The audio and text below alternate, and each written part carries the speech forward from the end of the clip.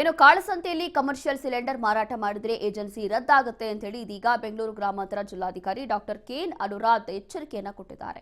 ಜಿಲ್ಲೆಯಲ್ಲಿರುವಂತಹ gas agency ಮುಖ್ಯಸ್ಥರ ಸಭೆ ಕರೆದು ಎಚ್ಚರಿಕೆ ಕೊಟ್ಟಿದ್ದಾರೆ. ವಾಣಿಜ್ಯ ಸಿಲಿಂಡರ್ ಅಭಾವ ಏಜೆನ್ಸಿ ಮುಖ್ಯಸ್ಥರ ಜೊತೆ ಡಿಸಿ ಸಭೆ ಮಾಡಿದ್ದಾರೆ. ಬುಕಿಂಗ್ ಮಾಡಿದವರಿಗೆ ಒಂದು ಸಿಲಿಂಡರ್ ಮಾತ್ರ ಕೊಡಬೇಕು. ಎಲ್ಲ ರಿಟೇಲರ್ಸ್ ಅಂಗಡಿಗಳಿಗೆ ಕಟ್ಟುನಿಟ್ಟಾಗಿ ನಿಯಮವನ್ನು ಪಾಲಿಸಬೇಕಾಗುತ್ತೆ. ಹೆಚ್ಚು ಬೆಲೆಗೆ ವಾಣಿಜ್ಯ ಸಿಲಿಂಡರ್ ಮಾರಾಟ ಮಾಡಿದ್ರೆ ಶಿಸ್ತು ಕ್ರಮವನ್ನ ಜಾರಿ ಮಾಡ್ತೀವಿ ಅಂತ ಹೇಳಿ ಎಚ್ಚರಿಕೆ ಕೊಟ್ಟಿದ್ದಾರೆ. ಅಗತ್ಯ ವಸ್ತುಗಳ ನಿಯಂತ್ರಣ ಕಾಯ್ದೆಯಂತೆ ನಿಗದಿತ ಬೆಲೆಗೆ ಮಾರಾಟ ಮಾಡಬೇಕು. ನಿಯಮ ಮೀರಿ ಏನಾದರೂ ಮಾರಾಟ ಮಾಡ್ತೀವಿ ಅಂತಂದ್ರೆ ಏಜೆನ್ಸಿ ಪರವಾನಗಿ ರದ್ದು ಮಾಡ್ತೀವಿ ಅಂತ ಹೇಳಿ ಎಚ್ಚರಿಕೆ ಕೊಟ್ಟಿದ್ದಾರೆ. ಗೃಹ ಉಪಯೋಗಿ ಸಿಲಿಂಡರ್ ಪೂರೈಕೆಯಲ್ಲಿ ವ್ಯತ್ಯಾಸ ಆಗೋದಿಲ್ಲ.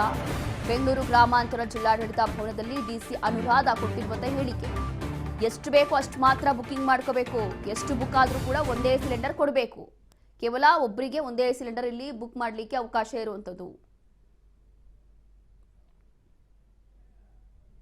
ಜಿಲ್ಲೆಯಲ್ಲಿ ಒಟ್ಟು 2.94 ಲ್ಯಾಕ್ ಕನ್ಸ್ಯೂಮರ್ಸ್ ಇದ್ದಾರೆ. ಅರೌಂಡ್ 7,000 ಕಮರ್ಷಿಯಲ್ ಕನ್ಸ್ಯೂಮರ್ಸ್ ಇದ್ದಾರೆ.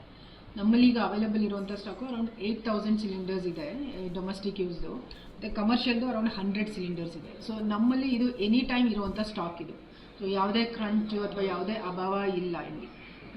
ಎನಿ ಡೇ ಈ ವಾರ ಆಗೋದಕ್ಕಿಂತ ಮುಂಚೆ ಇದ್ದಷ್ಟೇ ಸ್ಟಾಕು ನಮ್ಮಲ್ಲೂ ಇದೆ. ಎರಡನೇದಾಗಿ ನಮ್ಮ ಹಾಸ್ಟೆಲ್ಗೆ ಬಂದರೆ ಹಾಸ್ಟೆಲ್ಸಲ್ಲಿ ಕೆಲವು ಕಡೆ ಕಂಪ್ಲೇಂಟ್ ಇತ್ತು ಅಥವಾ ಅದು ವಾರ್ಡನ್ಸು ಒಂದು ಸ್ವಲ್ಪ ಪ್ಯಾನಿಕ್ ಆಗಿಬಿಟ್ಟು ಇದು ಮಾಡ್ಬೋದು ಅಂತ ಎಕ್ಸ್ಟ್ರಾ ಬುಕ್ ಮಾಡಿರೋದು. ಹಾಸ್ಟೆಲ್ಸಲ್ಲೂ ಎಲ್ಲೂ ಇಲ್ಲ, ಇದು ಅಭಾವ ಇಲ್ಲ. ನಿನ್ನೆ district social welfare officer, BCM officer, tribal ಮತ್ತು ಮೈನಾರಿಟಿ ಅವರು ಪ್ಲಸ್ DD ಫುಡ್ ಅವರು ಒಂದು ಮೀಟಿಂಗ್ ಮಾಡಿದ್ದಾರೆ. ಆ ಮೀಟಿಂಗಲ್ಲಿ ಅವರಿಗೆ ಯಾವುದೇ ಅಭಾವ ಇಲ್ಲ, ಅವ್ರು ಯಾವಾಗ ಬೇಕಾದ್ರೂ ಬುಕ್ ಮಾಡ್ಬೋದು ಅಂತ ಹೇಳಿದ್ದೀವಿ. ಇವತ್ತು ಬೆಳಿಗ್ಗೆ ಸ್ವಲ್ಪ ಸರ್ವರ್ ಎರರ್ ಇದರಿಂದ ಅದು ಬುಕ್ಕಿಂಗ್ ತಗೊಳ್ತಾ ಇರಲಿಲ್ಲ, ಈಗ ತಗೊಳ್ತಾ ಇದೆ. ಅದನ್ನೇ ಬಳಸ್ಕೊಂಡು ಎಲ್ಲಾದರೂ ಮಾಡ್ತಿರೋದು ಕಂಡು ಬಂತ? ಇಲ್ಲ, ಆ ಥರದ್ದು ಯಾವುದೂ ಕಂಡು ಬಂದಿಲ್ಲ. ಬಟ್ ನಾವು ಎಲ್ಲ ಅಂಗಡಿಗಳಿಗೂ ಹೇಳಿದ್ದೀವಿ, ನಾವು ಎಲ್ಲ ರಿಟೇಲರ್ಸ್ಗೂ ಹೇಳಿದ್ದೀವಿ, ಯಾರಿಗೇ ಆಗಲಿ ನೀವು